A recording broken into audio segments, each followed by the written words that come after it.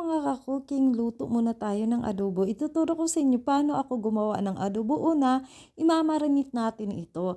Lagyan muna natin to ng bawang, sibuyas, pampalasa, seasoning mix po yan. And then paminta, and then chili flakes. Pagkatapos ay maglagay tayo ng soy sauce, and then ang ating suka. Ito po yung gawa kong suka. May timpla na po yan. Tapos paghaluin lang natin to silang mabuti. Dahil nahirapan po nga ako sa kutsara, mas maigi pang kamayin. Huwag kayo mag-alala mga ka-cooking dahil naghugas naman po ako. Siyempre kailangan natin maghugas no bago tayo magkamay-kamay dyan. Para naman malinis yung ating pagkain. Ito, ibabad muna natin to siya sa 30 minutes. After 30 minutes nga, ito na mga ka-cooking, kailangan po natin to siyang i-fry ng konti. Ayan, ganito po ako mag-adobo. Hindi po ako gumagamit dito ng tubig. Kunting storytelling muna tayo mga ka-cooking. Dati pala, pag ako nag-adobo, minamarinate ko siya na may kasamang tubig and then saka pakuluan. Pero alam nyo ba, mas masarap pala pag ginaganito nyo mga ka-cooking. I-try nyo din tong ganitong paraan ng pag-aadobo mga ka-cooking kasi mas masarap po siya at hindi po tayo gagamit ng tubig.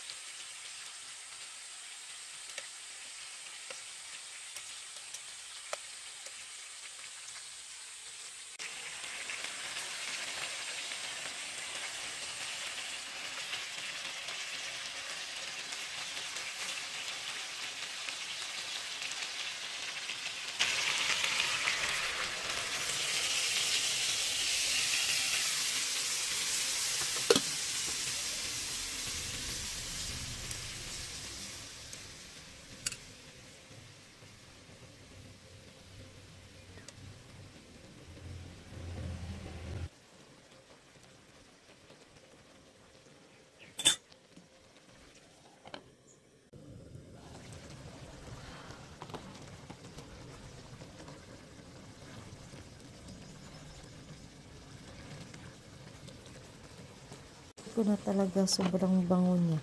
So maglagay lang tayo dito ng dahon ng paminta. Muntik ko na talaga itong makalimutan. And then maglagay lang din ako dito ng star anise. Pwede naman wala. Pero gusto ko sa adobo na may star anise kasi mabango siya. Din sibuyas. Tapos ating sili. Hindi ko na po siya hiniwa-hiwa para hindi po siya sobrang anghang. So masarap yung adobo pag maanghang mga ka-cooking. Pero wag naman sobrahan ano.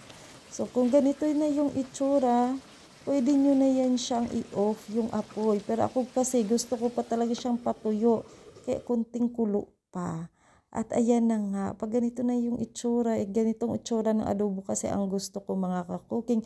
Masarap talaga pag ginanito nyo pagluto ang inyong adobo and then hindi kayo gumamit ng tubig. Then maglagay lang ako ditong kunting chili flakes.